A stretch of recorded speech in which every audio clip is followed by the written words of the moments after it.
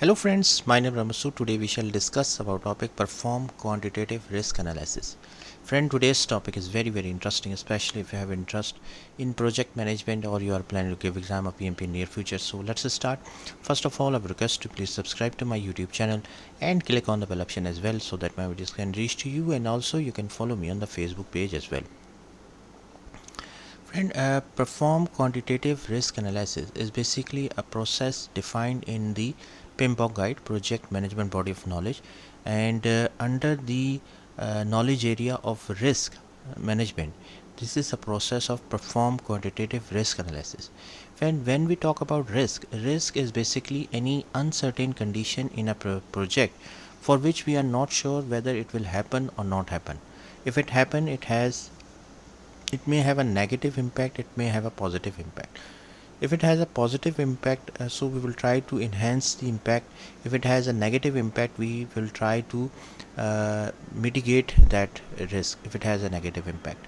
So basically perform quantitative risk analysis. That means basically we first of all we identify the risk, then we identify the probability and the impact of that risk. That means what is the chances that this risk will occur, and what is the impact or magnitude of that risk on the project in terms of a scope, time and cost.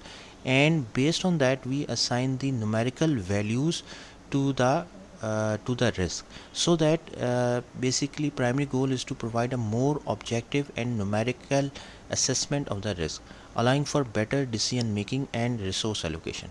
So that is the main concept of perform quantitative risk analysis. So first thing is the risk identification. Risk identification means that identify and document all the potential risks that could affect the project or organization. Risk can be internal or external, maybe related to your own internal organization or maybe outside the organization. So there are various factors, like for example technical uncertainties, market conditions, financial risk, regulatory changes, scope creep, etc. So first we have to identify the risks which may occur in a project. Then next is the risk assessment. Risk assessment means that uh, once you identify the risk, then we identify the likelihood and the potential impact. Likelihood means that the chances or probability of the risk, that what are the chances that this risk will occur, and then what are the magnitude or impact of that risk on the project in terms of scope, time and cost. This is often done using a risk matrix where risks are categorized as low, medium or high based on the probability and the impact. This qualitative assessment provides an initial understanding of the risk landscape. Then data collection. Collect the relevant data that can be used to quantify the identified risk. This can include historical project information, like for example you can have a discussion with any domain expert, any industry benchmarking. For example, you have done the e-commerce solution implementation in the past, so based on the historical data related to that project you can have the insights, you can have the data about the future projects as well. Then quantitative as the analysis techniques. There are various numerical assessments techniques nowadays available for quantitative analysis techniques. First one is the Monte Carlo simulation. Basically it's a way, or it simulate different scenarios by randomly selecting values for each risk factor within its probability distribution, run multiple simulations to analyze the range of possible outcome, and then evaluate the likelihood of achieving specific project objectives.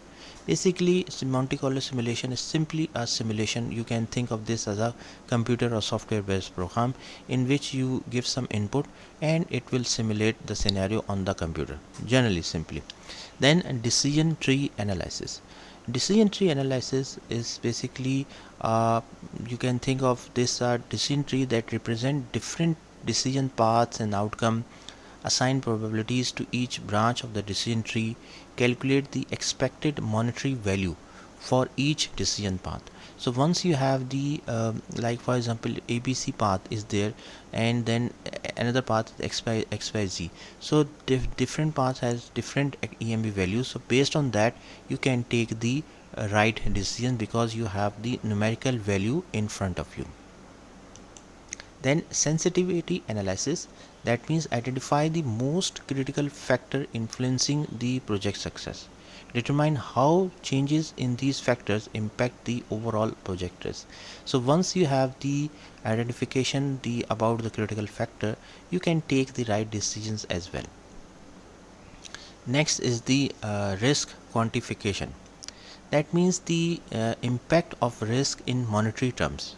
Typically, by calculating the expected monetary value, EMV is the product of the probability of occurrence and the monetary impact of the risk. Simply, friend, what we do, like we use both the factor. Probability means likelihood of occurrence, chances of occurrence, and the impact. So multiply both these two factors, we can quantify it, or you can get the numerical values of the impact or the risk, so that it will become easier for you to quantify the risk. You can take the decisions as well. Next is the risk response planning. Develop strategies to respond to identified risk based on the quantitative risk analysis. For example, maybe you accept the risk, maybe you mitigate the risk, maybe you transfer the risk. So it depends on you that which based on the risk, what is your response according to the risk. Then prioritize risk based on their impact and develop risk mitigation, contingency or acceptance plans accordingly. Contingency means the alternate plan. Alternate plan means that if that risk occur, so what is your alternate plan in that case, what you will do in that case if that risk occur. Mitigation means minimizing the risk, and acceptance means that you will accept the risk as it is. So this is the risk, so we will accept it. Documentation means the document the results of the quantitative risk analysis, including the data used, assumptions, and the outcome of the analysis. This documentation serves as a basis for decision making and for monitoring and controlling risk throughout the project or organizational life cycle. Then monitoring and review means regularly monitor and review the risk and their associated values. As the project progresses and new information becomes available, update the risk analysis to ensure that risk response plans remains effective and relevant as well.